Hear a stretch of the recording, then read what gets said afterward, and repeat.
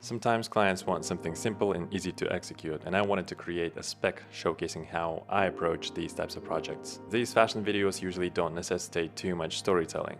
Their primary purpose is to showcase a new season's collection, but this doesn't mean that they don't require creative direction, and that's where I come in to direct these video lookbooks for them. So typically these projects don't have a large budget, so I must be very careful with what I spend. And I booked a studio location with a few sets for a whole day to eliminate logistical issues. And there's usually no budget for building sets, so a simple photo studio was the perfect solution for this. And usually the brands send me and my stylist photos of the pieces we'll be filming. And once we've cast and approved the models, I created a mood board and a shot list. I also looked at a few video references to back my ideas. And that's pretty much it. There are no full-blown treatments or pitch decks for these types of projects. And mind you, for these kind of work, I usually don't even bid against other directors. The brands come directly to me. And given the budget constraints for these types of shoots, we typically work with a skeleton crew. This includes a makeup artist, a stylist, a DP, obviously, along with their preferred gaffer, and a couple of PAs maybe. In a real-world scenario, there's usually also a representative from the brand who ensures the products arrive in top condition and are on time. They often double as my AD, helping me maintain ongoing communication with the client. On the shoot day, I make sure all my shots are in front of me on my tablet or laptop, and we follow the mood board order, ticking off the shots as we go. And this helps us track progress and understand how much work is left for that day. And my personal pro tip here is, regardless of the type of shoot, budget, or scale, always try and create a positive atmosphere on set. Little things like bringing a Bluetooth speaker to have some music on set can take you really far. Now, I could do a breakdown of our whole lighting process, but because I'm just a dumb director, I figure it would be better to ask my DP to talk about it instead. So please welcome Dastan. Hey there, my name is Dastan and I was DP on this project. Let's go through a couple of lighting setups that we achieved here. In terms of cinematography, this was a very spontaneous shoot. We didn't really have a location scout, nor did we make any lighting schemes in advance, so we just improvised as we went. This is actually a fun exercise for me as a cinematographer, as it pushes me to come up with something interesting in a short amount of time. The room windows in this location were facing northwest, so there wasn't any direct sun rays coming into the shot. We decided to complement the available light with a soft key light, which was G&Mol's G300, with a large softbox set to daylight temperature, and used the second smaller softbox with the same fixture to give our model a little bit of separation. We also rolled down the curtains to give the shot more contrast. As this is a fashion film, we're not really concerned with lighting being naturalistic, so we didn't care that the light looks sourcey. You can even see the lights in the opening shot. For the second setup, we decided to make a bolder look, so we ditched the softbox and backlight and just aimed the light into a near bare bulb to the camera left to achieve a more even light beam. The sun has already started setting by this point, so we had an even greater contrast, which worked very well for us.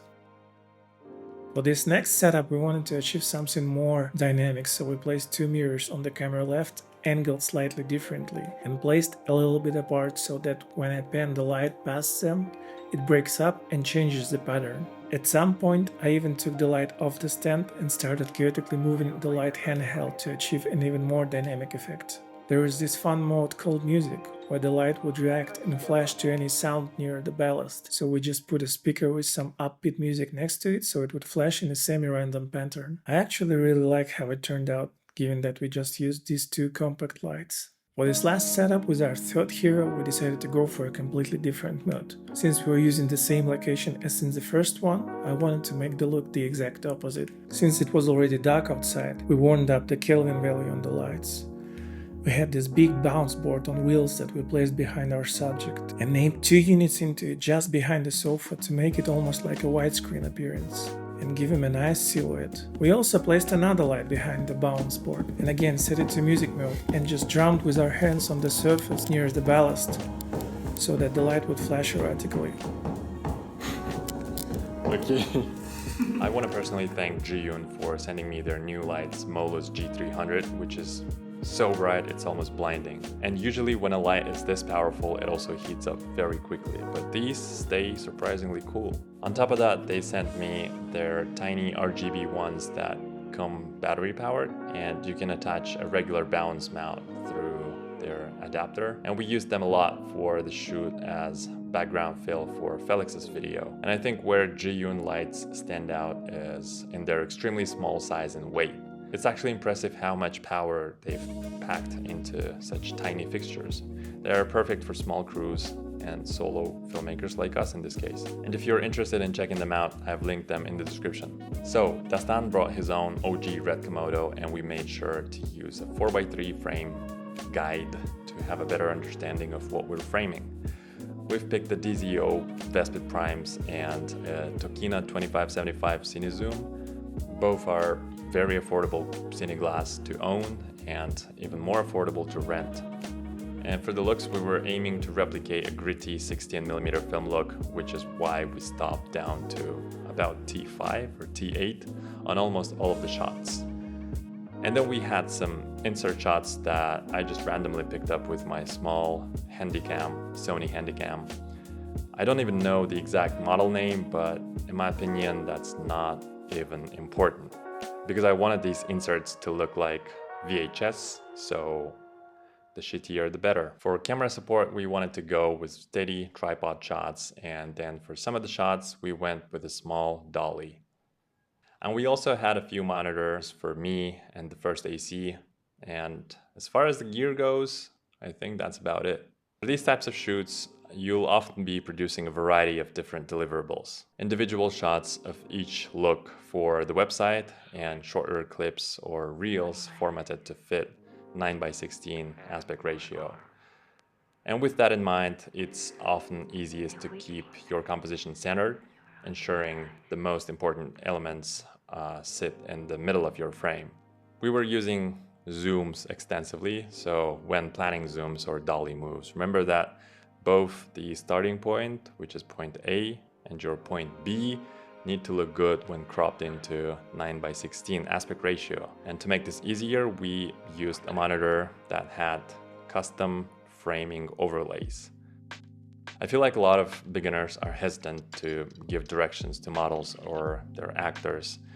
And I get it, when you're shooting friends and your family, they might appear very stiff because they lack experience, but working with professionals can make a world of difference. So I would highly recommend you try that out.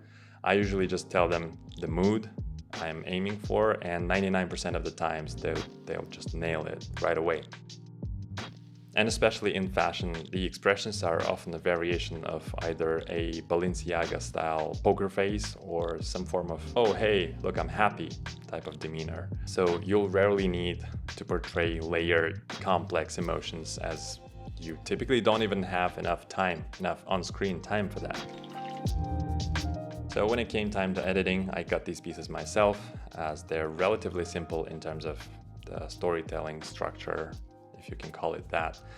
And it's usually all about finding the right vibe and following the intuition, I think. Although I did have a few different edits before landing with this final one, because the first one, it was actually all of them mixed together into a single video, and it felt kind of cramped.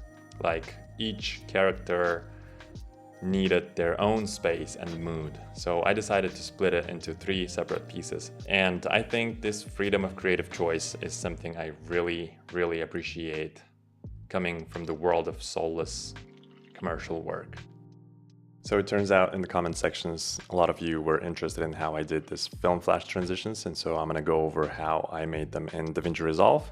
But I think the process is pretty similar whether you do it in Premiere Pro or any other software of your choice. So let's go over it. So initially I posted this on Reddit asking whether they know what this film effect is called. So this user told me it was out of phase shutter movement, and the film begins to move before the shutter is closed. And on certain cameras, you can adjust the timing of this to modulate the effect. And so basically, it's a mistimed shutter, and it means the film is still moving for a moment while the shutter is open. I don't necessarily know what that means in the film world because I'm not that experienced in shooting film, motion picture film. But by fiddling around in DaVinci Resolve, I just randomly discovered this technique that will replicate this effect pretty much exactly the same way. And so what I usually do is I take a few frames, maybe 1 or 2 frames before the cut and after the cut, and then I copy that footage to the truck above it and apply a directional blur in the effects panel. And then I set the angle to 90 degrees and adjust the strength to where I like it. So let's say here is where it looks natural to me.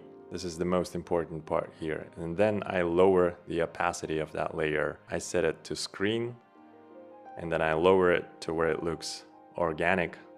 So when you play it back, it's super quick and it looks like a flash, but it's actually not technically a flash. It's just a layer above it that looks transparent, and that's all. So I hope you find this helpful, and let's move on. So we graded this with my DP Dastan shortly after I assembled my first full draft. And it's so handy that Dastan is also a great colorist, and he just nailed the look I was hoping for.